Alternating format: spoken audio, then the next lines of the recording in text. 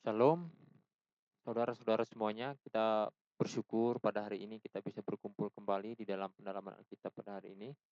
Eee, Hari ini adalah pendalaman Alkitab pertama kita di tahun 2021 ini ya, setelah kita ada beberapa minggu kita jeda ya, di bulan Desember.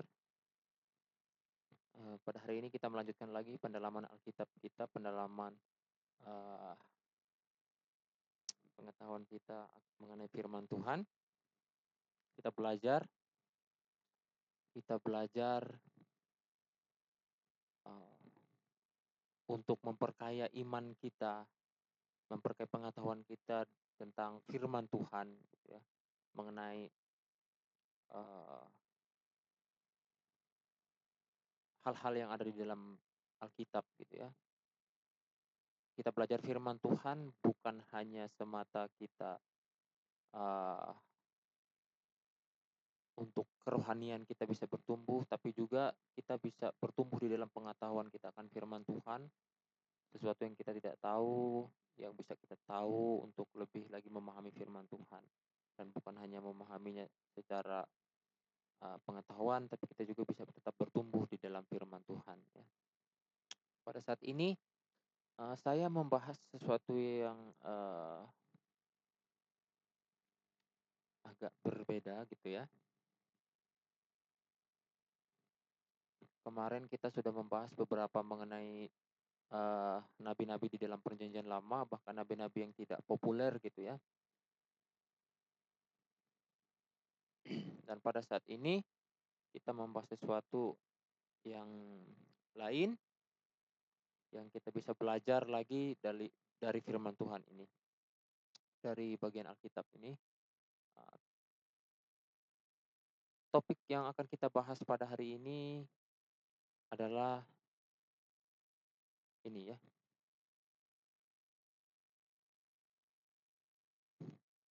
imam bangsa Israel. Kenapa saya katakan imam bangsa Israel di sini? Karena yang memberlakukan kata imam, ya jabatan imam ini bukan hanya bangsa Israel ya.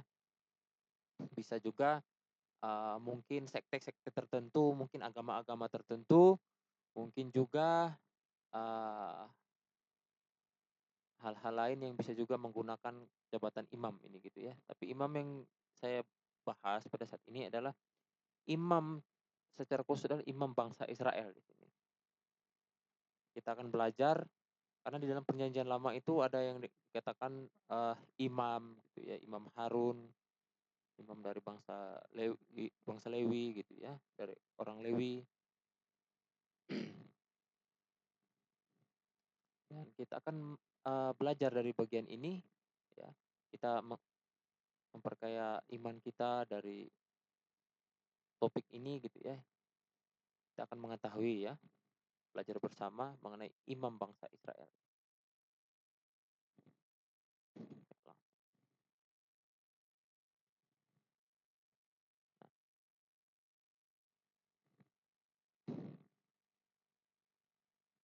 Di Bait Allah itu ada yang bertugas di sana ya, yaitu suku Lewi yang sudah ditetapkan Allah untuk membantu para imam keturunan Harun pada saat itu, ya. Bisa dibaca di dalam Bilangan pasal 3 ya, Bilangan pasal 3 ayat 5 sampai 10 itu, ya. Di sana bagaimana Tuhan berfirman kepada Musa, ya. Saya baca beberapa, "Suruhlah suku Lewi mendekat dan menghadap Imam Harun supaya mereka melayani dia," dikatakan di sana ya. Mereka harus mengerjakan tugas-tugas bagi Harun dan bagi segenap umat Israel di depan kemah pertemuan dan dengan demikian melakukan pekerjaan jabatannya pada kemah suci. Mereka harus memelihara segala perabotan kemah pertemuan dan mengerjakan tugas-tugas bagi orang Israel dan dengan demikian melakukan pekerjaan jabatannya pada kemah suci. Ya. Orang Lewi harus kau serahkan kepada Harun dan anak-anaknya dari antara orang Israel, haruslah orang-orang itu diserahkan kepadanya dengan sepenuhnya. Tetap Tetapi Harun dan anak-anaknya haruslah kau tugaskan untuk memegang jabatannya sebagai imam, sedangkan orang awam yang mendekat harus dihukum mati. Ya.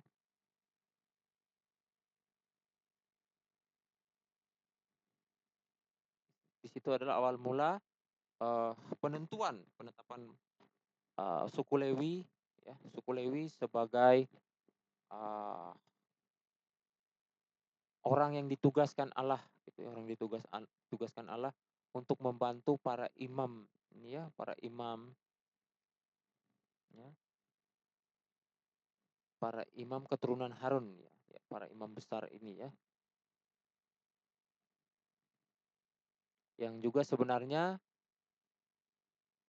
imam keturunan Harun ini adalah yang juga Harun itu sendiri itu berasal dari suku Lewi juga, ya. Bisa dibaca di dalam Keluaran 6 ayat 16 sampai 20 di sana. Lanjut, ya. Nah, secara umum imam adalah orang yang diberikan wewenang untuk menyelenggarakan upacara keagamaan, ya. Itu, ya, secara umum. Jabatan atau kedudukan mereka disebut imamat, gitu ya. Jabatan mereka itu disebut imamat. Imamat.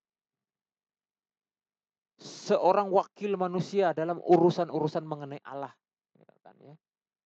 Pada awalnya yang menolong Nabi Musa dalam jabatannya sebagai perantara pada saat itu, menolong Nabi Musa, ya.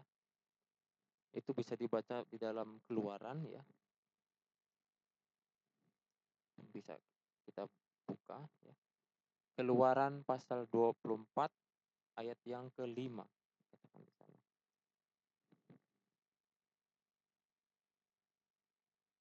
Kemudian disuruhnyalah orang-orang muda dari bangsa Israel, maka mereka mempersembahkan korban, bakaran dan sembelihan lembu-lembu jantan sebagai korban keselamatan kepada Allah. Dan ya Musa di sana dan dia menyuruh orang pada saat itu, ya.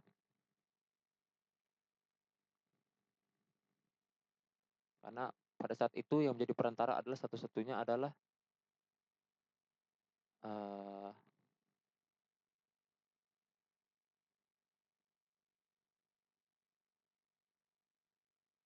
Musa semua yang melakukan segala perantara itu pada masa itu, ya. Kemudian pekerjaan imamat diserahkan kepada suku Lewi di dalam Bilangan 16 ayat 40 itu, ya. Yang memang dipilih Tuhan secara khusus pada saat itu.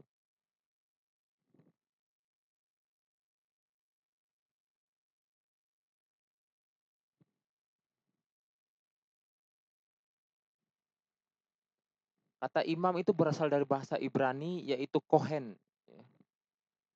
Yang berarti seorang yang berdiri, itu artinya, ya. Seorang yang berdiri. Kata kohen diperoleh dari kata benda, kahan, gitu ya, yang menunjuk kepada persamaan makna dengan kata kun, menjadi kata abadi, kekal, benar, dan sepenuhnya keyakinan. Jadi kata ini tuh menunjuk kepada tugas seorang imam, ya, yang berdiri di hadapan Allah sebagai hamba atau pelayanannya. Kata kun ini menunjuk kepada fungsi seorang imam juga sebenarnya. Jadi imam itu adalah seorang yang berdiri di hadapan Allah, itu intinya. Karena kohen itu kan artinya tadi yang berdiri, artinya. Maksudnya adalah, jadi dari kata kun juga menunjukkan fungsi seorang imam gitu, ya. Imam itu adalah orang yang berdiri di hadapan Allah, orang yang mewakili umat, ya, orang yang berdiri di hadapan Allah untuk mewakili umat itu maksudnya, ya. Jadi kata ini juga itu menggambarkan tentang seorang anggota yang suci dalam pemerintahan dan dalam perjanjian lama, ya. Jadi keimaman itu bukanlah suatu pekerjaan melainkan jabatan sebenarnya. Terkhusus itu jabatan yang diberikan oleh Tuhan secara langsung pada saat itu, ya. Pemilihan Harun, pemilihan suku Lewi, ya. Itu adalah pemilihan Tuhan secara langsung pada saat itu.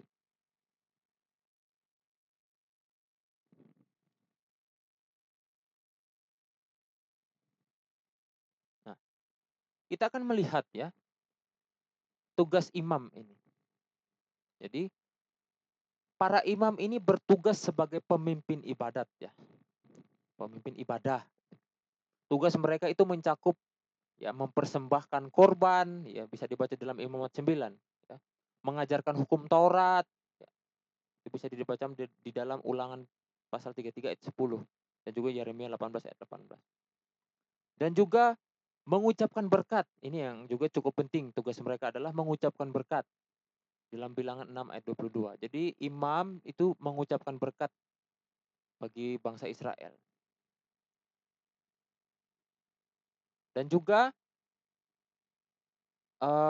menanyakan kehendak Allah gitu. Menanyakan kehendak Allah bagi umat ini gitu. Menyampaikan doa gitu ya, bersyafaat. Jadi singkatnya secara menyeluruh ini ya, secara rangkum singkatnya dapat dikatakan bahwa imam itu berfungsi sebagai perantara yang menyampaikan firman dan berkat kepada umatnya dan memanjatkan doa serta permohonan kepada Allah. Itu tugas imam. Ingat ya.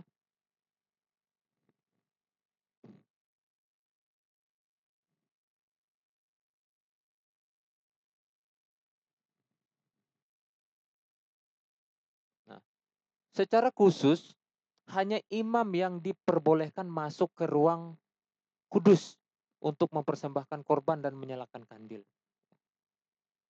Jadi saya pernah jelaskan bagaimana tentang tentang kemah suci dan bait Allah ini ya. Uh, Pernah saya jelaskan bahwa bagaimana di dalam bait suci itu dibagi dua, gitu ya, disekat dua, ada ditutup oleh tirai. Ada di dalam ruang yang agak besar itu namanya ruang kudus, dan yang sebelah depan yang lebih kecil di batas tirai itu adalah ruang maha kudus. Di sanalah tempat diletakkannya tabut perjanjian. Ya, di sana diletakkan tabut perjanjian. Dan yang boleh masuk ruang maha kudus, ruang kudus pertama adalah ruang kudus adalah para imam, ya, para imam, ya,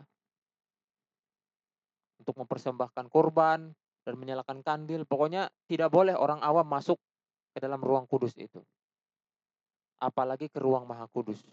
Ya, nanti kita akan lihat mengenai ruang maha kudus. Ya, kita perhatikan bagian ini dulu ya. Jadi pada hari mereka meniup serunai perak, ya, mereka harus memberi pertimbangan. Ya, itu tugas imam.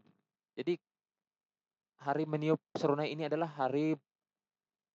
pada hari pertama bulan yang ketujuh, gitu ya.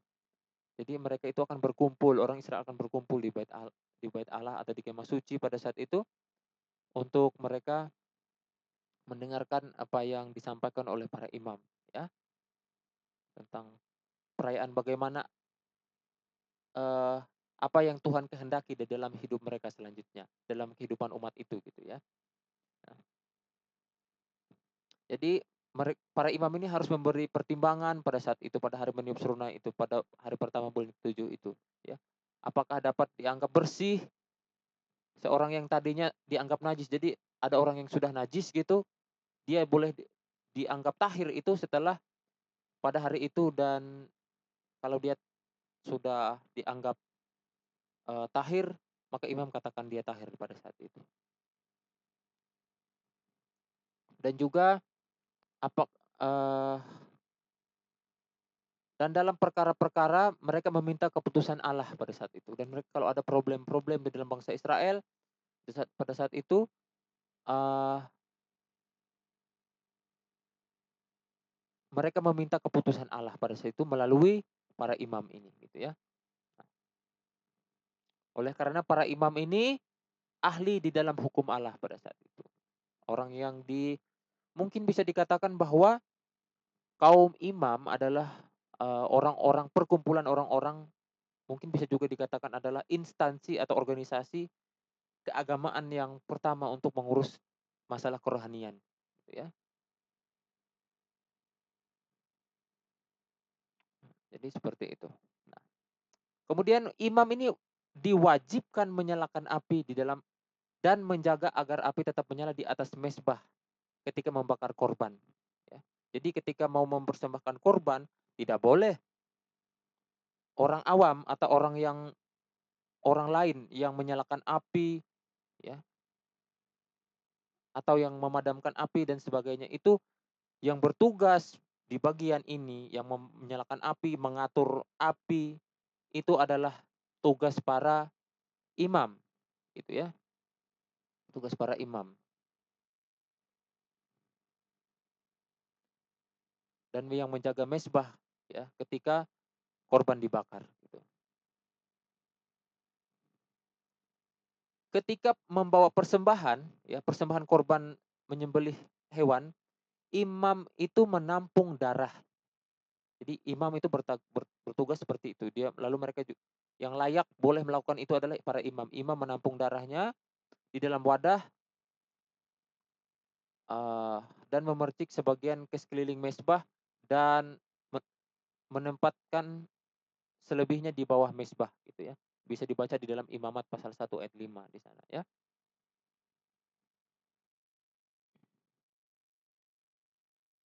Kita lanjut, ya. Nah, dalam jabatan imam ini ada juga yang disebut imam besar, begitu ya, atau imam agung. Dalam bahasa Ibraninya yaitu adalah Kohen Gadol.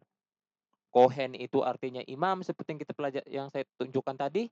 Kohen itu imam dan Gadol itu besar. Gitu ya. Gadol itu besar artinya dalam bahasa Ibrani. Kohen Gadol, imam besar. Nah, dalam bahasa Inggrisnya itu high priest. Ya. Adalah jabatan imam gitu. Jadi imam adalah sebuah jabatan imam yang paling tinggi. Jadi namanya itu adalah imam besar. Ya. Jabatan imam yang paling tinggi di dalam agama Yahudi yang berkaitan dengan ibadah orang Israel. Jadi ada orang yang dipilih, ya, menjadi imam besar dikatakan. Ya.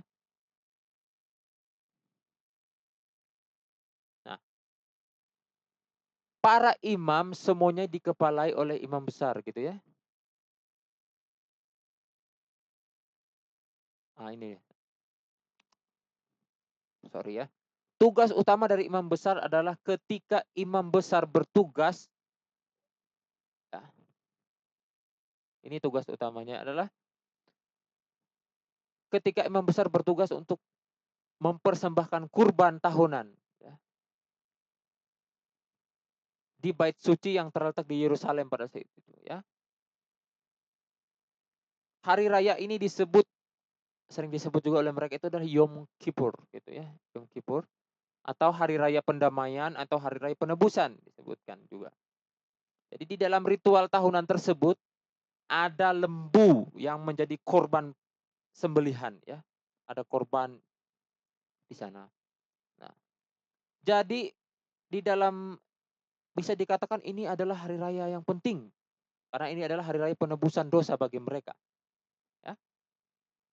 Jadi penyembelihan lembu ini tidak boleh juga dilakukan oleh mereka sendiri yang ingin mempersembahkan korban. Jadi lembu yang terbaik yang terpilih, ya.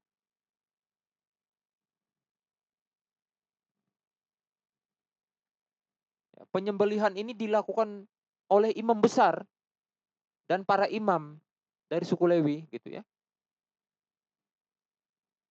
Hanya mereka yang bertugas sebagai imam yang layak, gitu ya, supaya tetap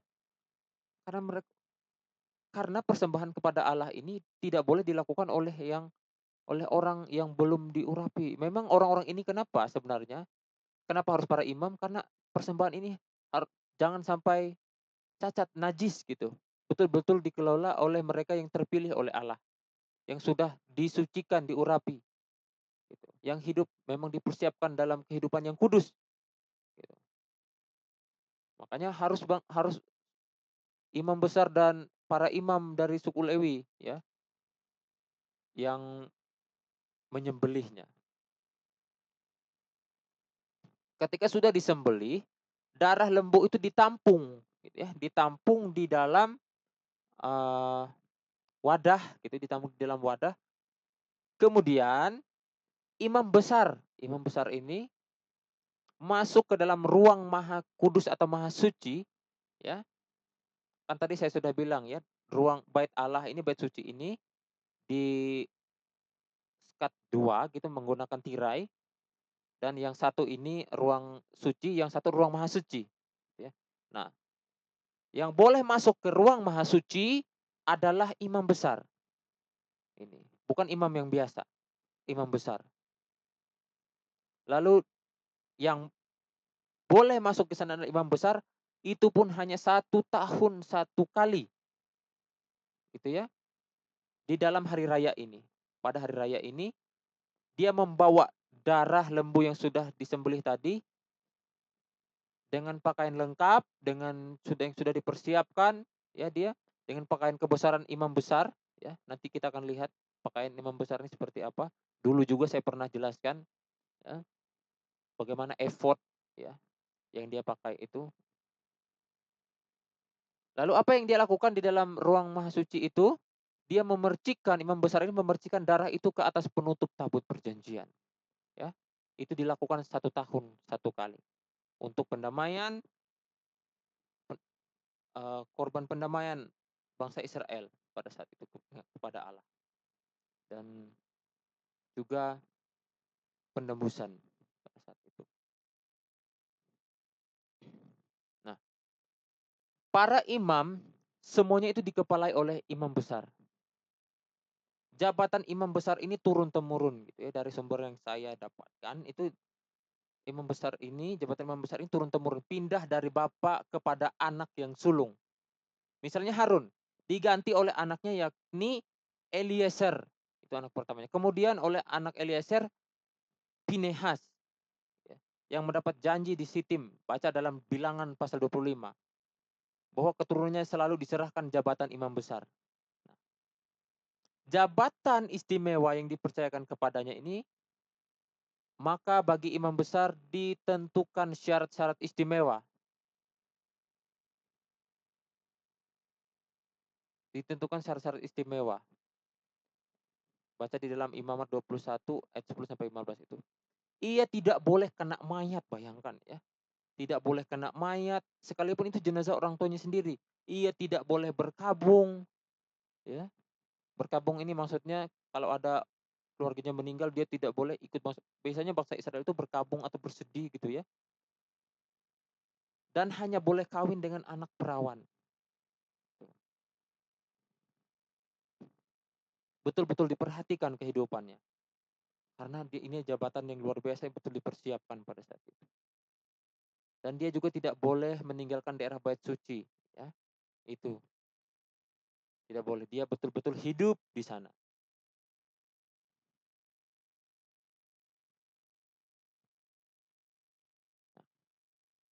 Nah, kepada imam besar inilah dikenakan baju efod, ya, yang di dalamnya serangkaian ada batu yang menyatakan nama-nama ke-12 suku Israel. Jadi ada 12 batu di dadanya itu, ya. Dan di 12 batu itu ditulis 12 suku Israel gitu. Dan di kepalanya dikenakan semacam sorban atau topi yang tinggi gitu ya. Saya pernah jelaskan ini, ya. Ada patam juga di sana. Dan hanya imam besar sajalah yang diurapi dengan minyak, bukan imam-imam yang lainnya ya. Jadi hanya imam besar, seperti contohnya adalah Harun ya, yang diurapi oleh Musa pada saat itu menggunakan minyak. Gitu ya. Itu perbedaannya. Memang ada perbedaan ya, imam besar dan imam yang biasa ya. Nah, yang lalu saya sudah jelaskan bagaimana tentang nabi ya, tentang tugas nabi, tapi kali ini saya ingatkan lagi.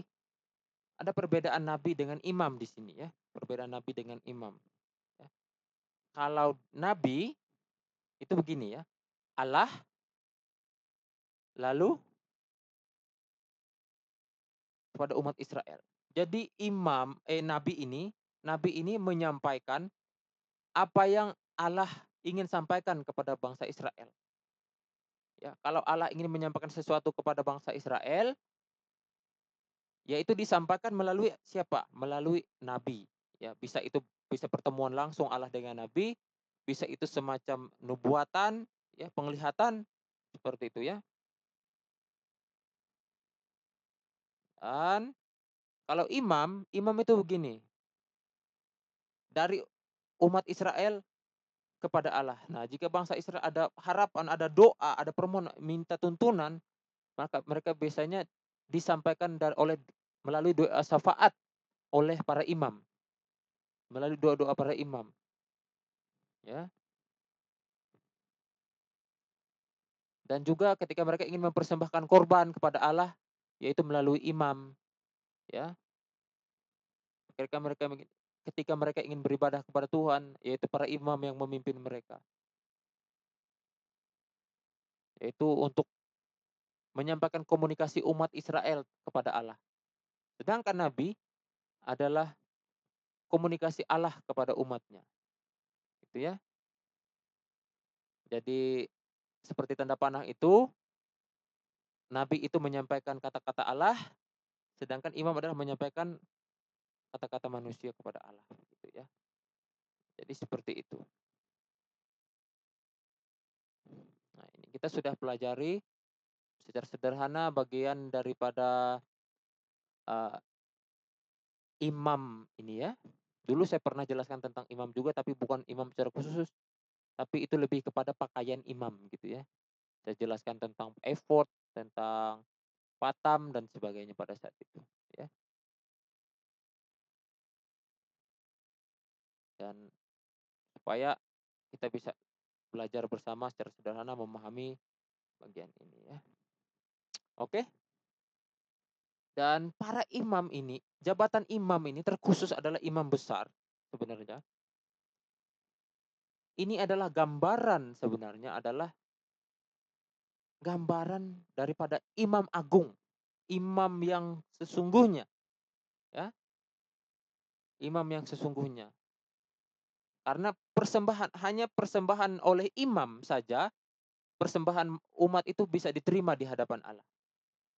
Ya, ini adalah gambaran Kristus, ya. Karena hanya melalui pengampunan di dalam Kristus, melalui pengampunan darahnya, ya, dia bertindak sebagai imam dan bertindak juga sebagai yang mempersembahkan korban itu, yaitu korban dirinya sendiri sebagai anak domba Allah, korban yang sempurna yang tak bercacat oleh imamat ini, oleh imam agung kita, ya.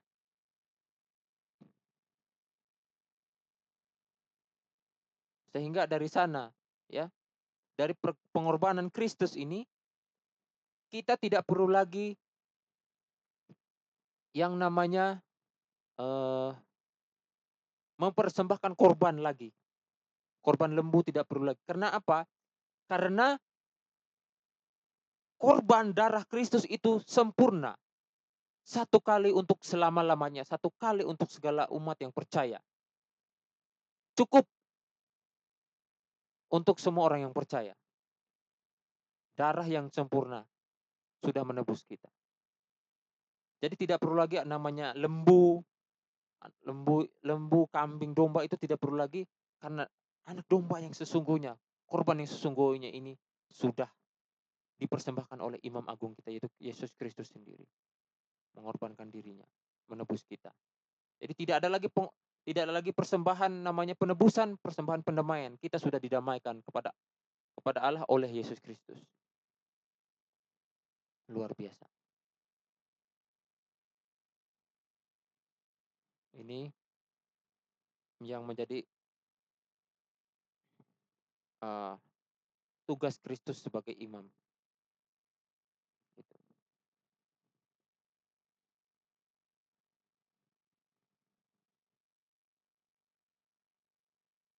Oke.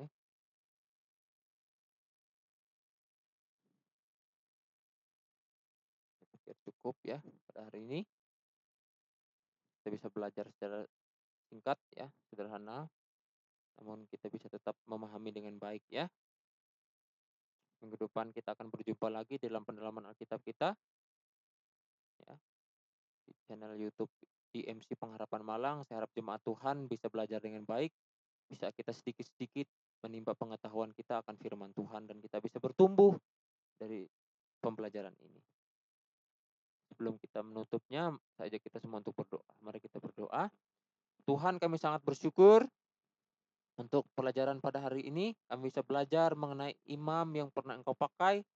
Dan juga Tuhan, terima kasih untuk Imam Agung yang sudah mempersembahkan korban yang sempurna. Korban darah anak domba Allah yang menebus kami. Dan yang pada akhirnya kami bisa terhubung dengan Allah. Dan kami sebagai manusia bisa datang langsung berdoa kepada Allah di hadirat Allah. Karena anugerah Imam Agung dan anak domba Allah yang sudah dikorbankan. Terima kasih Bapa di surga. Di dalam nama Tuhan kami Yesus Kristus kami berdoa. Amin.